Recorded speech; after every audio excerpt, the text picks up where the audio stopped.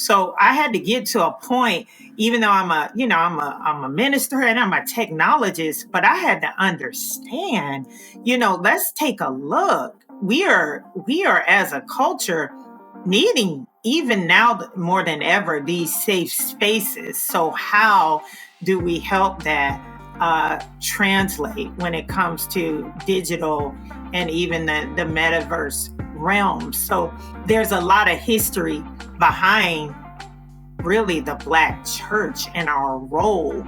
So to take a building or a place of meeting out of that equation is kind of like, where are we? Welcome to the Church.digital podcast. Through this podcast, we'll talk about the technological innovations within the church. But more than tech for tech itself, we'll address deeper questions. Is disciple making possible digitally? How should we approach the digital mission field? Can a biblically grounded church operate in digital space? Oh, and where does the metaverse fit into all this? Whether you're a big or small church, an established church or a startup church plant, the Church.digital's goal is to help churches like yours learn to be a multiplying church, digitally and physically. Our heart, that churches like yours would discover a newfound focus on disciple making that will revolutionize your church. And now, here's your host, Jeff Reed.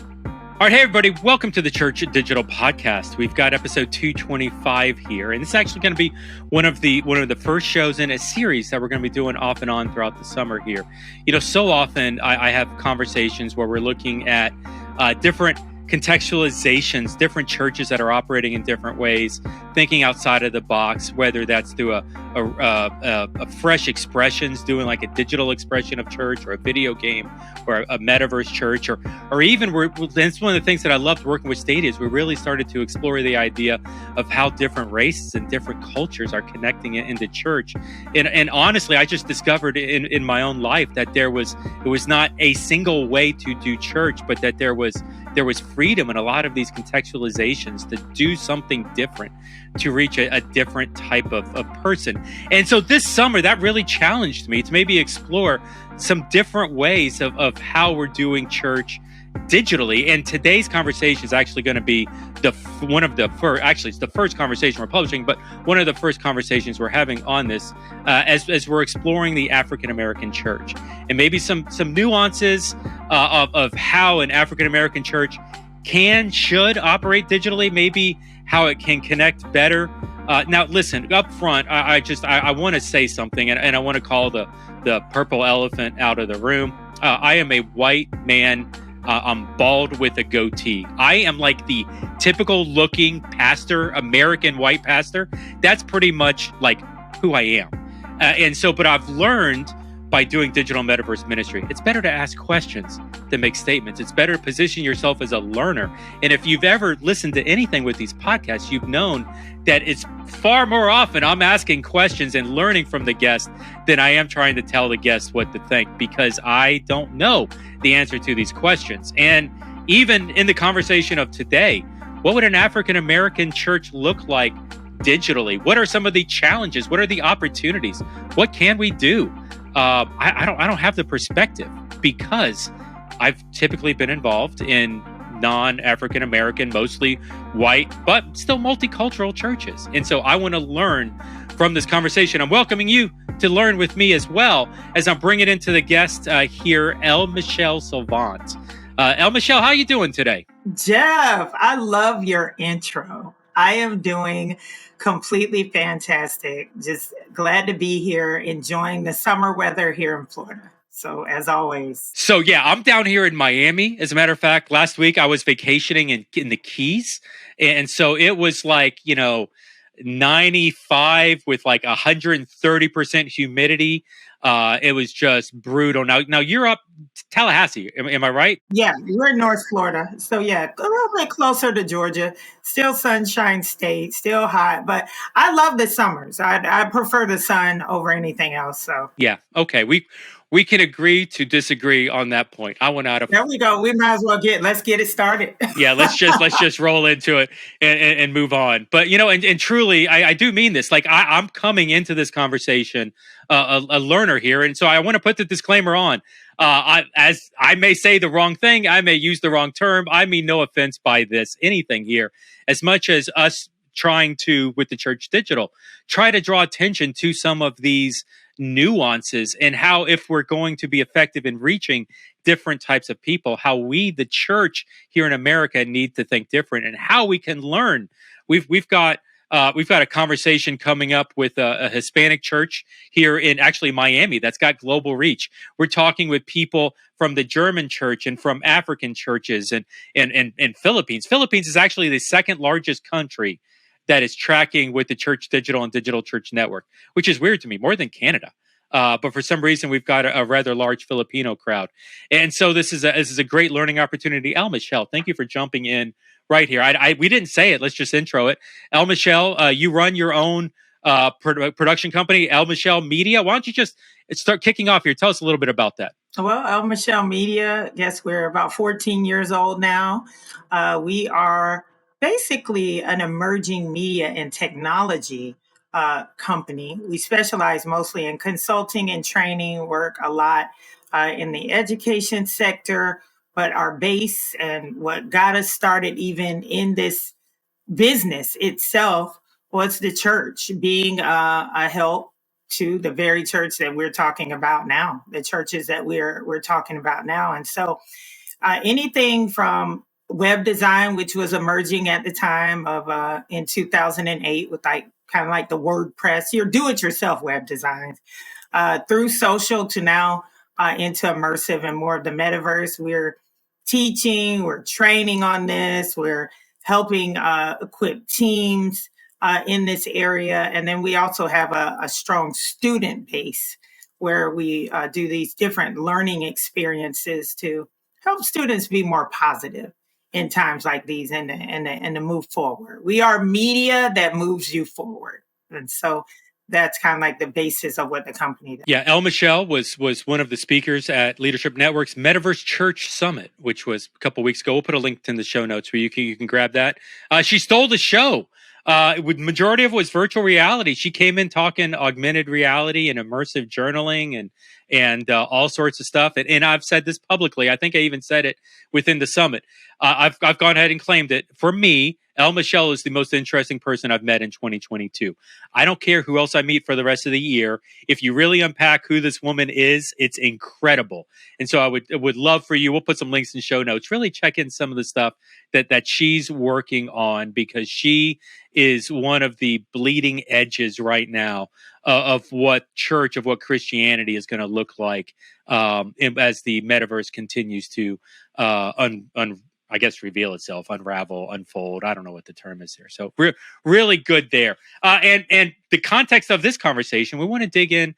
So LMichelle, you're a high level, a volunteer leader at your church there up in Northern Florida called Higher Dimension Church. Why don't you just tell us a little bit kind of like what serving looks like for the church there at Higher Dimension? Oh my gosh. Higher Dimension Church, Tallahassee, where the pastors, got to give a shout out to my pastors, Carlos and Nikki Collins, of course. Our church, very apostolic and prophetic in nature, operates in the fivefold ministry. We started it from the ground up. So it's kind of like being a part of the launch team. It is the first of what I believe will be many church plants under the Higher Dimension Church Tallahassee brand. What it's like to serve, my husband and I are, we both serve in the area of media. I'm the media director in title, and also work with the women's ministry and the missions team. But it's all hands on deck, especially when it comes to media. It's our pastors, we are more on the side of being servant leaders. And so even when you lead in a section, you lead, the strongest leaders are those who are serving the most. It's kind of like our mentality. And so when it comes to media, all areas of media, I I oversee those areas. And then I'm also given the creative freedom to introduce new and emerging media and technology and just digital, even before the pandemic. Our pastors have just been very, very open to that. And I would say that that is a huge step in ministry in general, and especially, in African American church.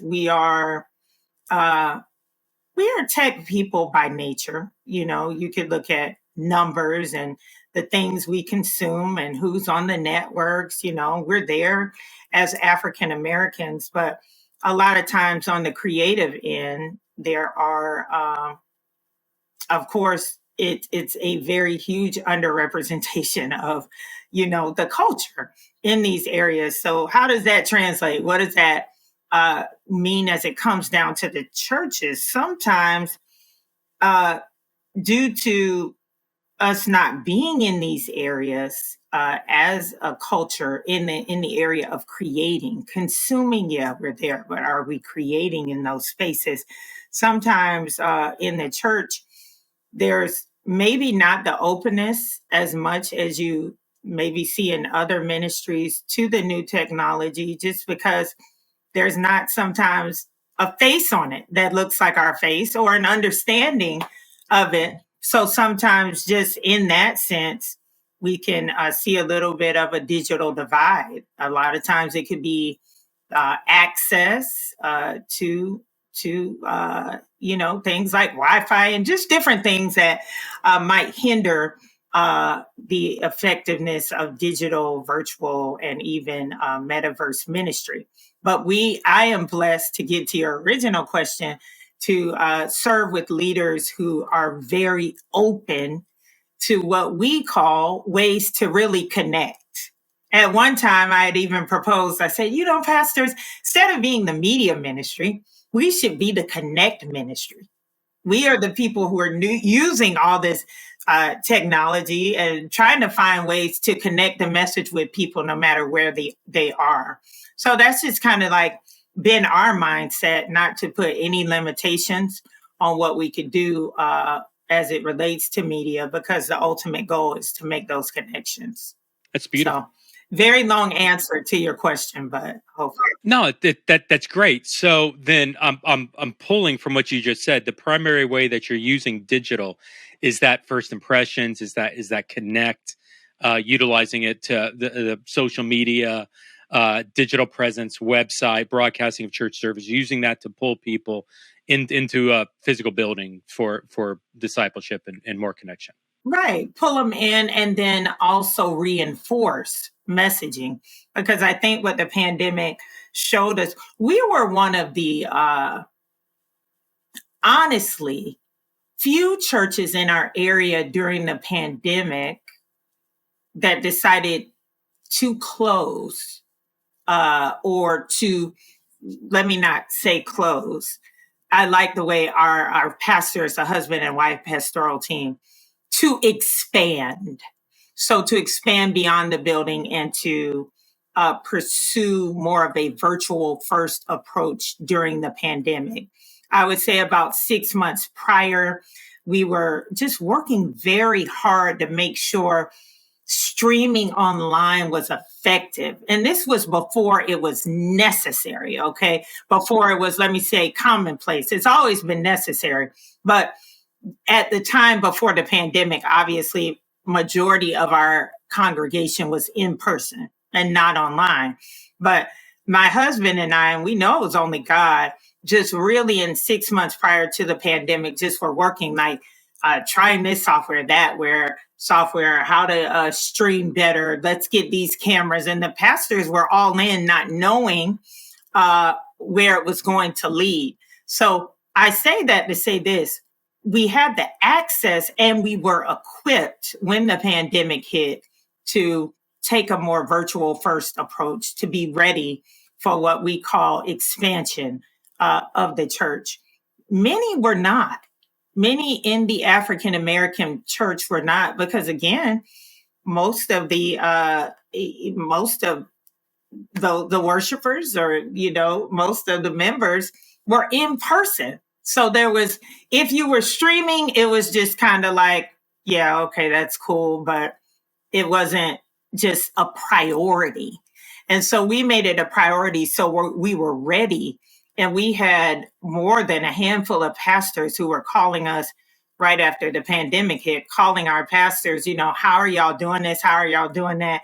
And really just feeling like they could not afford, and I'm not just talking financially, I mean, just ministry wise, not to meet in person. They were like, we don't have the infrastructure. I mean, we don't have the cameras. We don't have what you have. So the thinking was different. So a lot of people, many in our area and some in other areas where I know our pastors have friends in ministry and things like that, they'll say, we never shut down. And, for us, safety and people, and like our pastor said, we have families, we have people with young children, we have mature adults. We can't afford to do that. On the other end, people were like, we can't afford to, close our doors and not be able to reach people at all with the word. So I think there's a challenge there with even having the kind of access or the foresight or the thought to think of it as digital ministry. At the time, it was just something you do maybe, but it wasn't a priority in many of the churches where, I'm familiar with. And that's some of the pre-COVID, some of the African American churches that I worked with or tried to work with, honestly, were similar stories. There was one. It was a pastor, a friend. He's like Jeff, I'm okay. I want my message heard around the world. I want to see people get baptized in Ethiopia off of the sermons that I'm preaching. I want global missions to go and happen digitally. But can we block like the 50-mile radius around my physical church? Because I don't want lazy people staying at home watching this church service. I want them to come into the physical building. And we honestly, that was a pre-COVID conversation. And as a result of COVID, they were one of these churches that pivoted and really stuck with a understanding of a digital long term. It's been fun seeing this church kind of expand with it. But it seems like there's a lot of, and I don't want to overstate, because I think a lot of the church, whether it's African American or white or otherwise, a lot of the church is really grounded on physicality. But I'm wondering how much maybe is over and above, because I've seen so many churches, and I love how you said they can't afford it, and it may not even be the monetarily as much as just their perception of the physicality of it. How much of an African American church is really grounded in this physicality? I, without having done official research, Sure, I would definitely say maybe 60 to 70% that don't have a virtual first approach, maybe an appreciation, and that could be in the church worldwide. So there could be people who watch this and like, we're not virtual first, we're in person first. But it's even in the language, it's in the thought process. In many of our churches, we're the sound team, we're not even the media ministry. When I'm talking to churches, I'm like, this is a ministry, right? Or you're the place where I got to get somebody a young person to kind of oversee all that, because the pastors, many of the leaders may say, I have a lack of understanding of that. So sometimes the lack of understanding makes just the whole premise of it all just get thrown out. Like, I don't understand it, so we're not going to do that. But what I do understand is people in pews. I read in Nona Jones' book just about social media and those type of things. Just kind of her frustration early on being a manager at Facebook over their faith-based initiatives, and hearing pastors say they were more really concerned, having more of an aquarium mindset, she said, than more of a discipleship mindset. How many people can we get in the tank? It's about how many people we can see, not how many people we can reach or would be willing to reach, whether we see them or not. And I think, culturally, we're family oriented. We're about community. We love it. We love fellowship. Our barbecues, that's our culture. We want to get together. It's a place where you feel safe. In the times where America was very challenged, because there's still a lot of racial challenges, not maybe, a lot of racial challenges, period. It was the African American church where we felt safe, where we felt free, to worship, where we, felt respected as a people. And so you start to think about those things, and then you wonder, how will that even translate into digital? What then do we become? Where then is the meeting space? The place of connection, even for the culture. So I had to get to a point, even though I'm a minister and I'm a technologist, but I had to understand, let's take a look. We are as a culture needing, even now more than ever, these safe spaces. So how do we help that translate when it comes to digital and even the metaverse realm? So there's a lot of history behind really the Black church and our role. So to take a building or a place of meeting out of that equation, it's kind of like, where are we? And so it's a little bit of a balance on that end. But what I'm trying to say is, man, you talk about finding your tribe. There's so many people. We had a lot of people during the pandemic who moved due to employment, due to marriages and things like that, but they still wanted to be connected to the ministry. The ministry still felt like home. So, my argument is, what do you do in those situations when you still want to feel like home, but you physically can't be there? How do you accommodate that? So just trying to figure it out.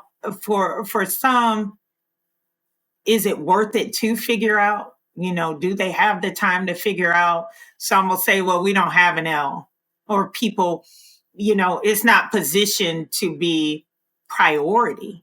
The message is positioned to be the priority, and it is. But I always say that we're the transportation.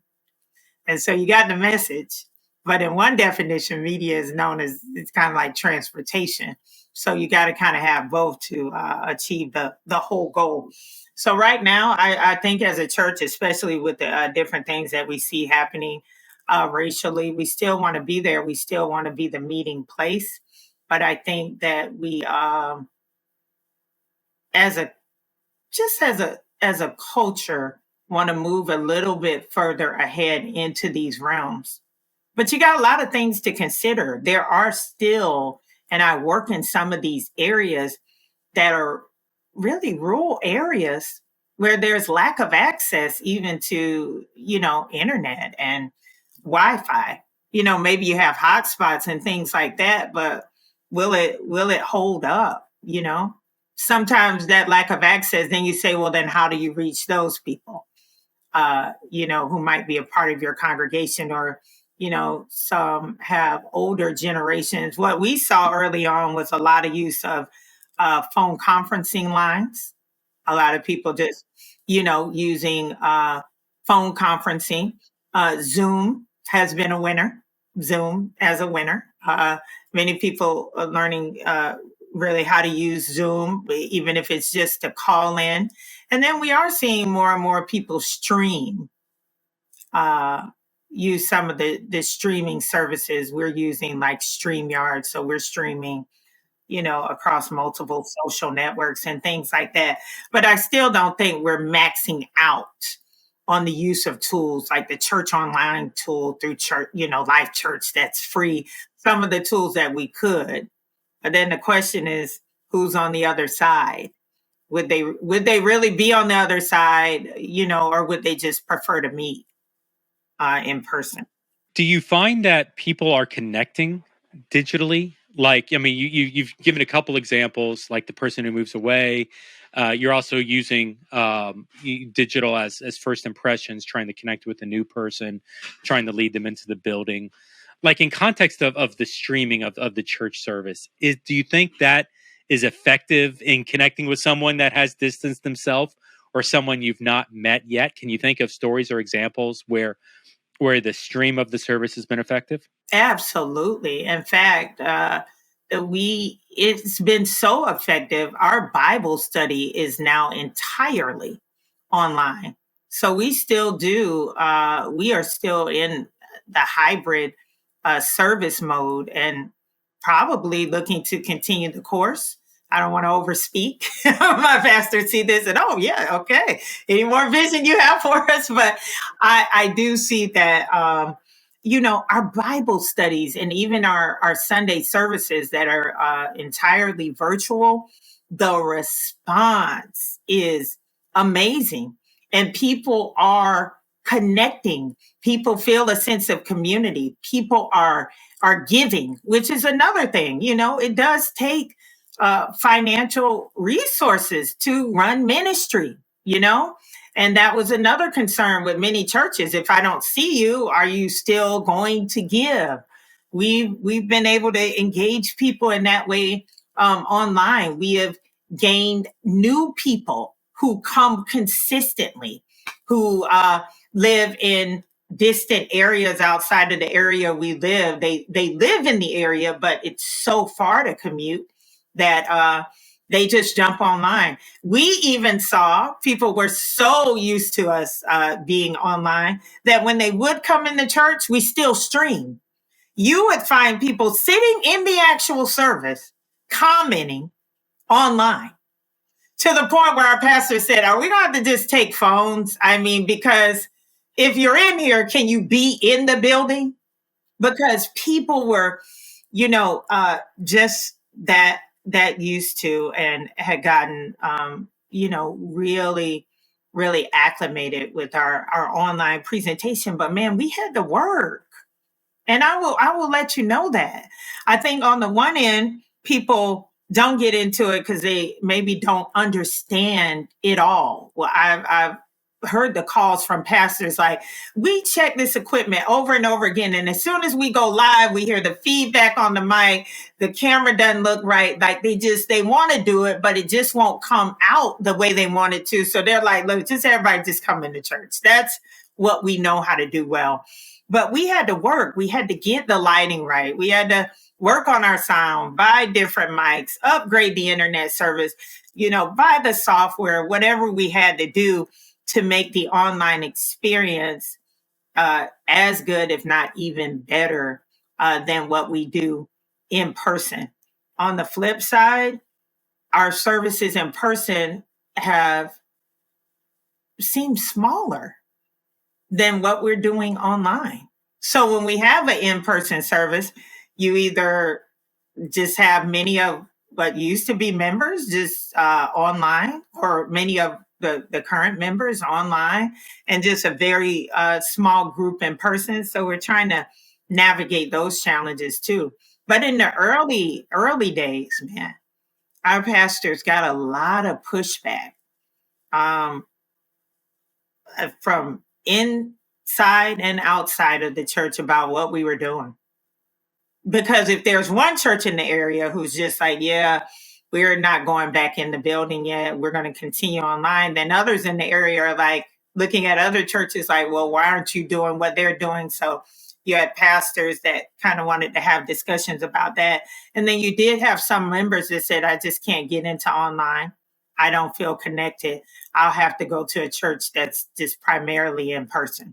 With being in a community that has that sort of mindset, you guys are looking at digital as first impressions to connect with initially, like you even talked about calling it connections. So what separated that mindset from what the crowd was telling you? Other churches in the community, it's not worth it. You can never get the tech right.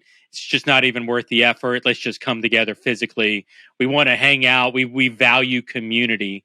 your church has taken maybe a little different approach to what the typical African American church, sorry for the stereotype, but the typical African American church doesn't care anything about this. They don't want to put the effort into it. Maybe they can't afford it. I don't want to judge, but you're doing something different. You're going countercultural to that.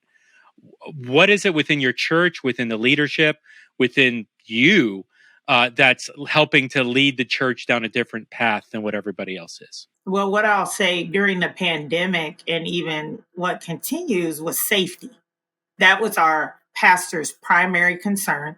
It was safety and having a way to ensure that the message could continue to go out, but that people could stay safe.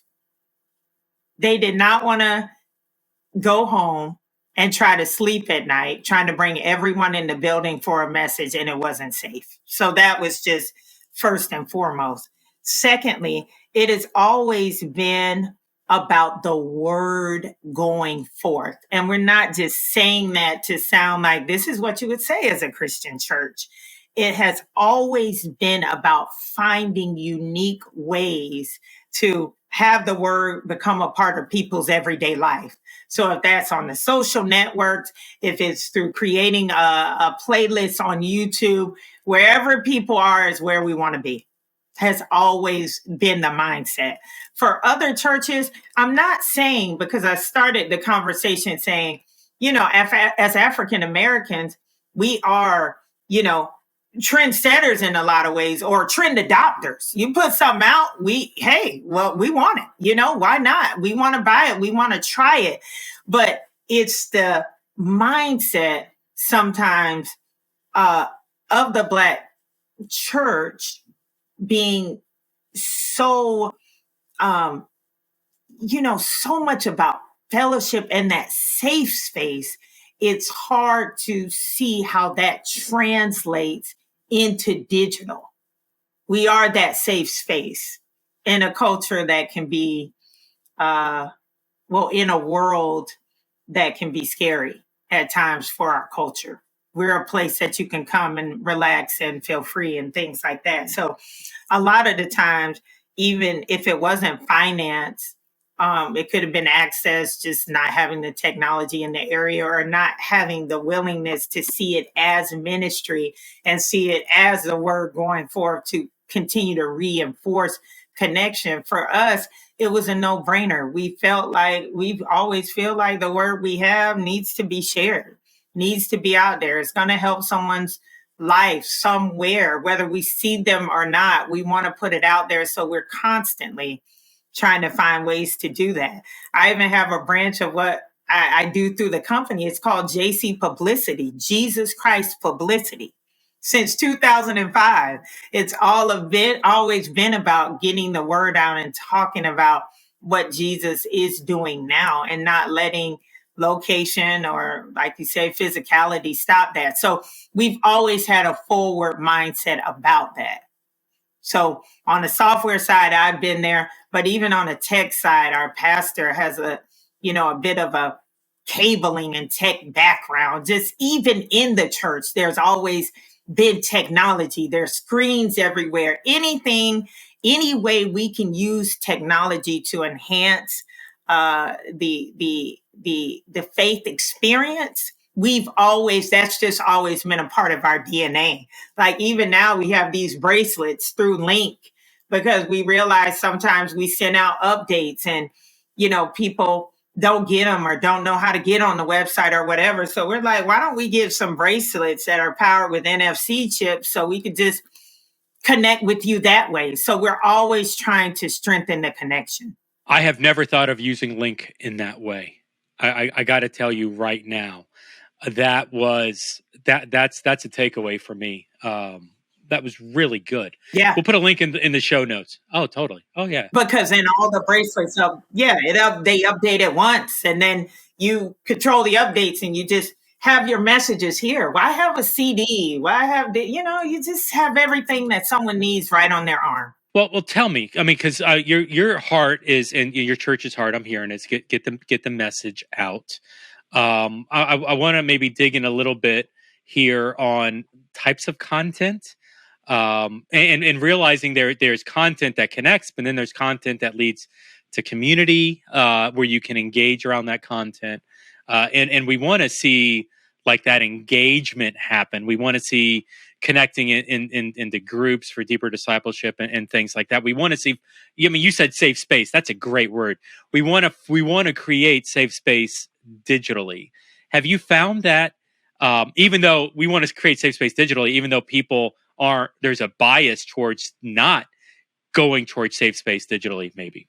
Have you seen that types of content are more successful to create that safe space digitally, to create that engagement? What are you learning? And you've been running this company over 14 years. What have you learned in this space? I think that you have to be intentional about it. And to be quite honest with you, this is why I joined, not to just try to plug it or give you a warm and fuzzy, like our pastor would say, Digital Church Network, because I realized we were tech forward, but to really dig into media ministry and digital discipleship, that's a whole other level. That's a whole other level that we have, even in all my tech forwardness, yet to really tap. Like, we know how to we're doing all the basics really well.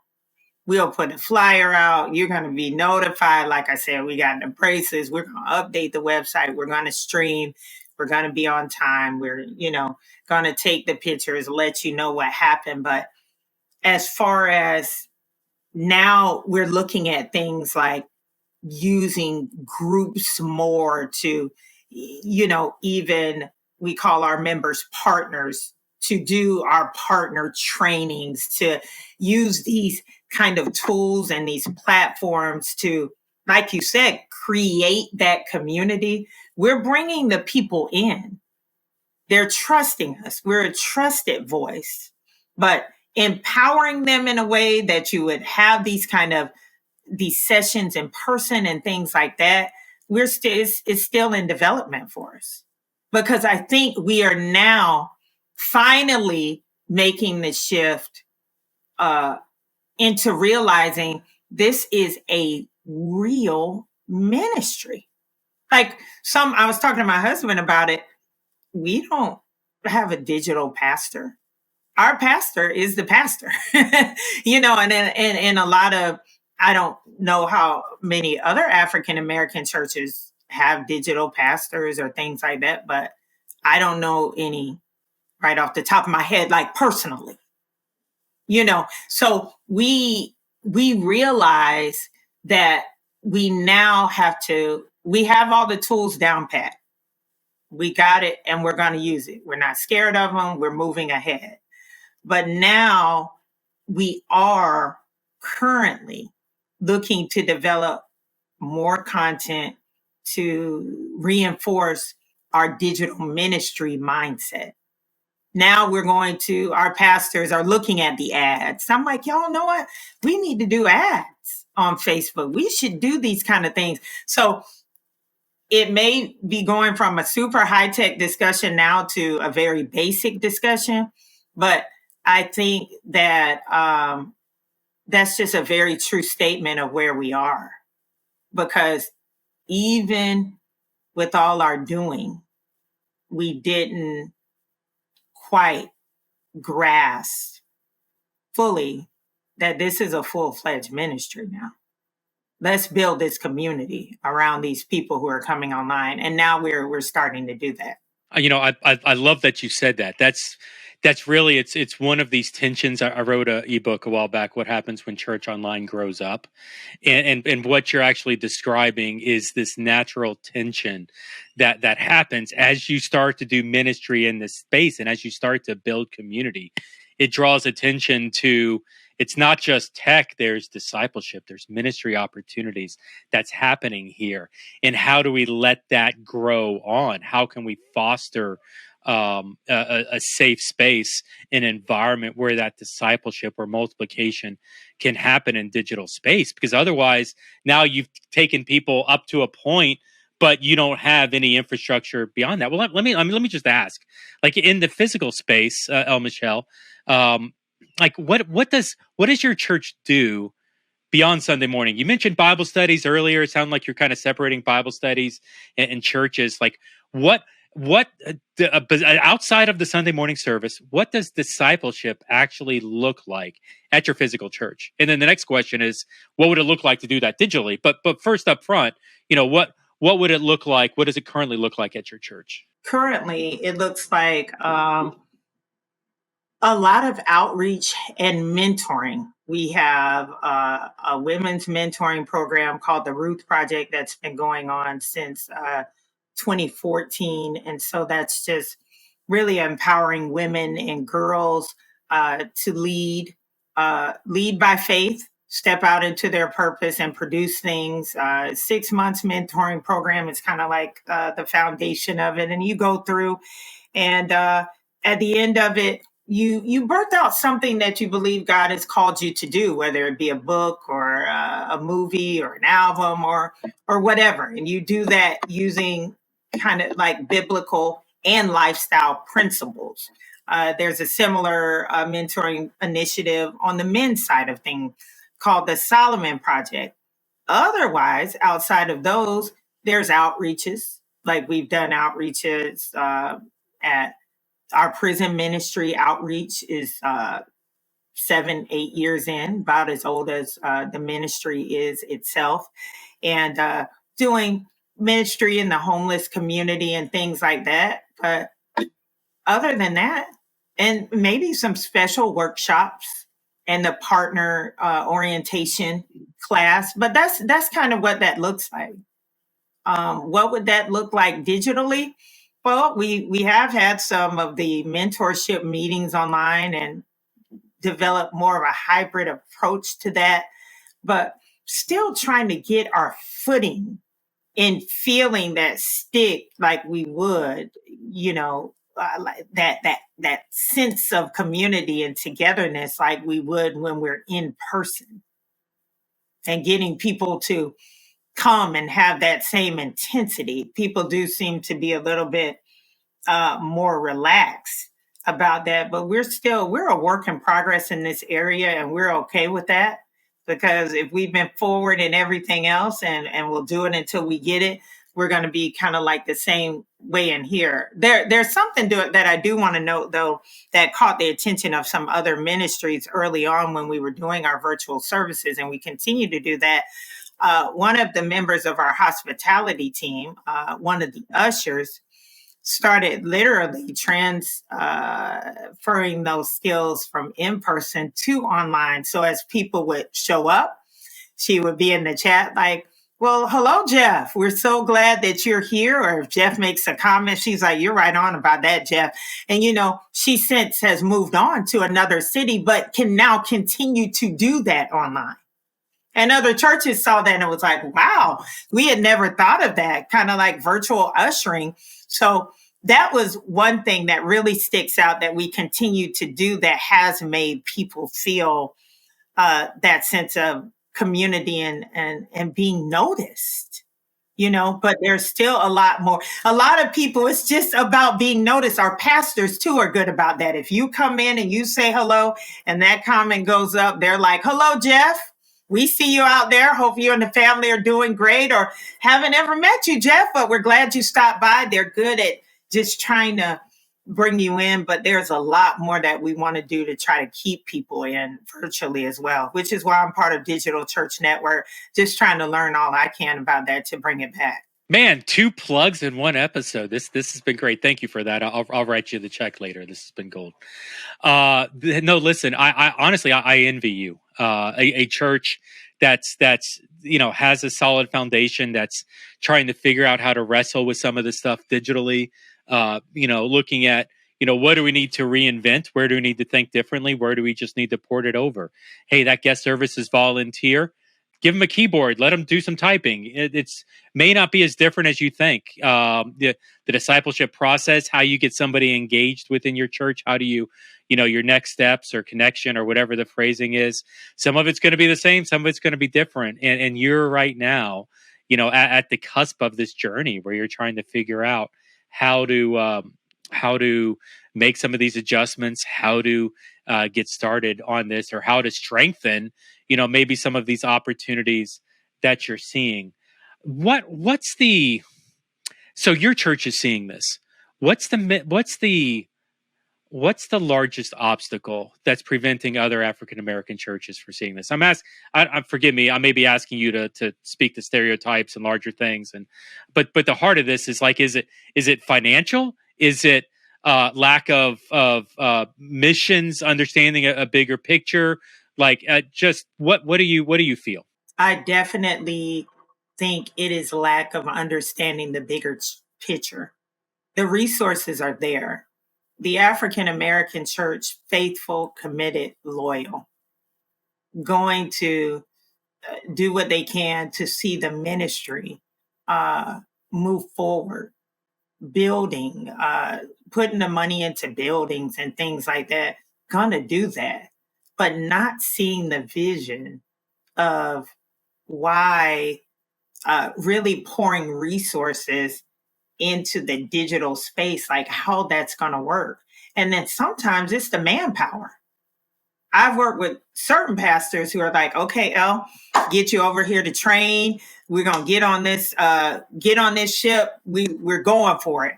And then the next month I'll be like, so how's it going? They don't even do it anymore.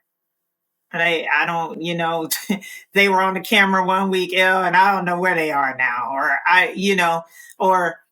It's just, for some reason, the media ministry in a lot of our churches has become like the pool to a house. Oh yeah, we might get that pool one day. I don't know. Instead of a main room in the home, it's still a pool. It's still an option. We're working on it. We don't know. Or pretty much everybody's back now. So now we really don't know. Instead of, I don't think it's the lack of resources financially as much as it is the lack of knowledge and someone who wants to see this as ministry and wants to do it consistently. As much as our pastors, and this is not to my own horn or my husband's horn, but this is to make a point of how serious we are about media ministry. If they were going to preach the word, we were going to be at their house setting up cameras and doing whatever we could do early, however, staying late, whatever we were going to do to get the feed right. We were going to be there throughout the pandemic. We did not take a break. If they were going to preach, we were going to get the tech right to make it happen. It wasn't an option. So I think getting our churches, people in our churches, the Black churches, to get to the point where media is not an option. Not understanding is not an option. Okay, I'm going to have to take a class. Okay, I'm going to have to get somebody. I'm going to have to let someone know. We are passionate because, we're a very soulful people. I don't want to overstate that for everyone, but we are in my house, okay? Very soulful. We love music. We love these things. You come to our churches, you better believe those musicians are going to be on paid staff. You're going to have some music. But the media or things like that may take a back seat. So I just think it's also changing our view, reassessing our priorities, and those things are important too, what we've always had. But I think realizing that there are so many other people on the other side of your media or your digital ministry, whatever you want to call it, and beginning to invest in that, not just the equipment, but the knowledge is where we're lacking. That's gold. But let's get a little more practical here. That was a solid answer of trying to figure out how to reassess and how to not build the pool one day, put it in a piggy bank or a jar somewhere, put the money away, but actually like build it as a core part of the house. I told a pastor once, I was like, digital ministry is not icing on the cake. It's the cake. And so that was, he told me he's like, Jeff, you're icing on the cake. And I was like, that may be the most offensive thing you've ever said to me in our entire lives together. We'd known each other a long time at that point. But it's understanding. Well, but let me ask. let's because you with the African American context here. Hey, somebody's interested in doing this. Maybe it's an equivalent of you. It's a high level volunteer, not a pastor on staff. They're listening to this podcast and they're excited. They're motivated.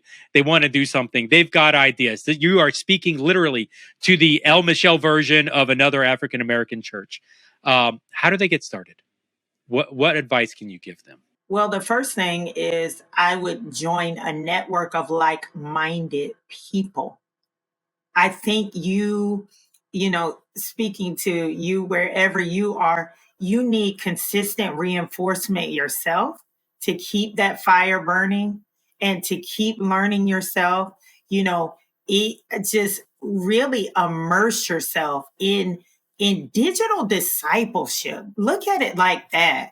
Begin to, get an understanding of the platforms, but also, if I could look back, another thing you could be getting an understanding of is the type of content that could build digital that you could do as a digital ministry to build community. So the first thing would be connections, like groups, like digital church network or whatever groups that you could find online, Facebook groups that just really kind of speak to media ministry. Reach out to me.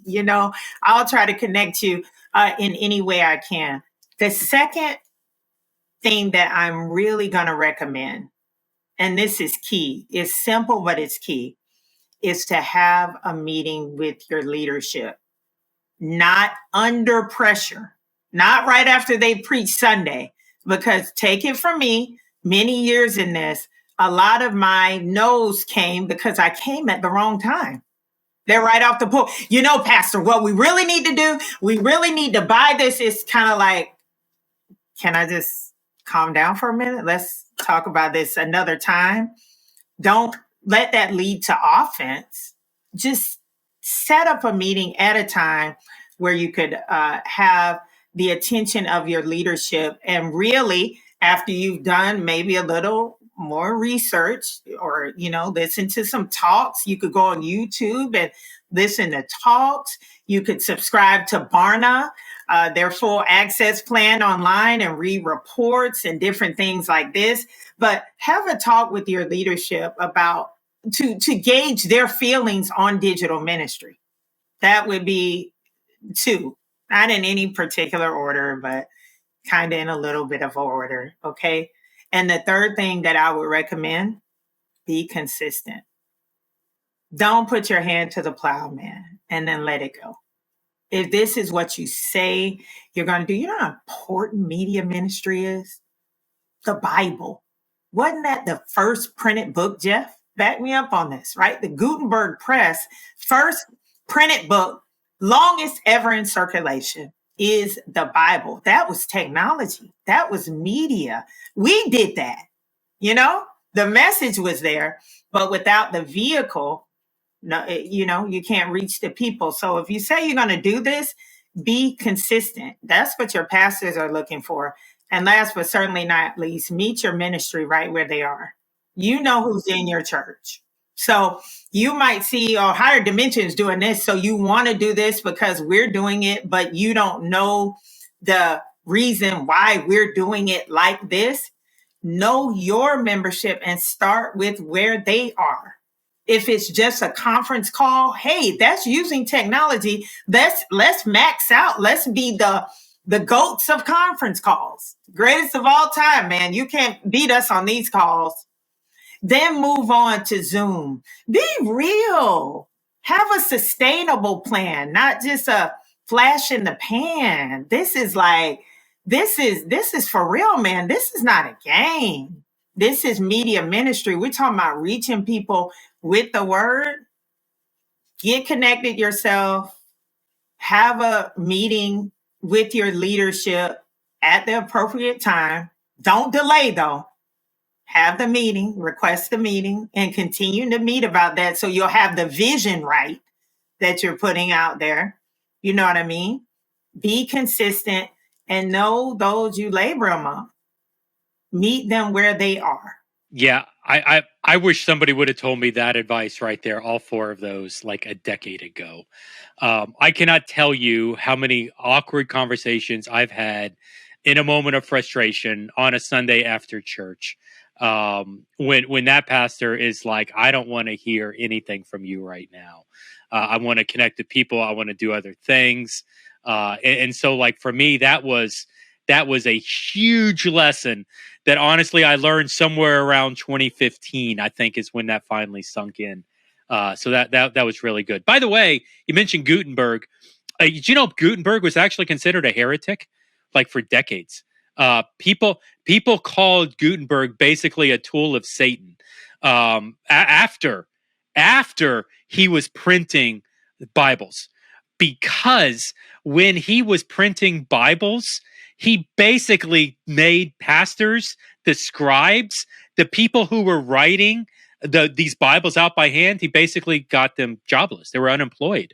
And there was a movement. Actually, I wrote a blog on this, I think, for Leadership Network. I wrote something recently on it where, like, Gutenberg was a heretic. He was criticized by a movement of people within the church because of what he was doing with his innovation.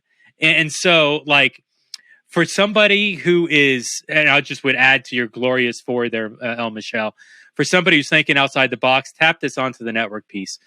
Be encouraged. Realize that you're thinking different than everyone else is, and that's not necessarily a bad thing. It's funny. Just even while we're doing this email, I got doing this podcast, an email showed up, and there's a quote from Albert Einstein in this email. Let me read it for you right here. We cannot solve our problems with the same thinking we used when we created them. And so it's like, I want to like proof check Albert Einstein on that, because I'm going to like start using that one.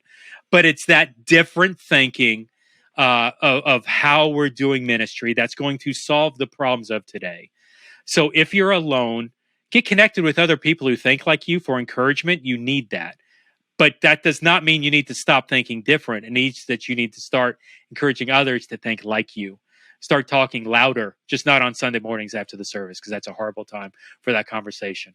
Yeah, man, I'm so fired up after that. Like even this conversation has fanned the flame, because it's, that is amazing that you gave that story of Gutenberg. And then when you talk about think different, anybody with an iPhone, hey, that's Apple's tagline, right? Yep. Think different. And so, you're valid. I want to tell you that. And don't ever stop, because you know what's going to happen. One day your leaders, or the leaders wherever you are at the time, are going to wake up to it. And the worst thing that could happen is you not to be ready. And you were the one who said you first believed.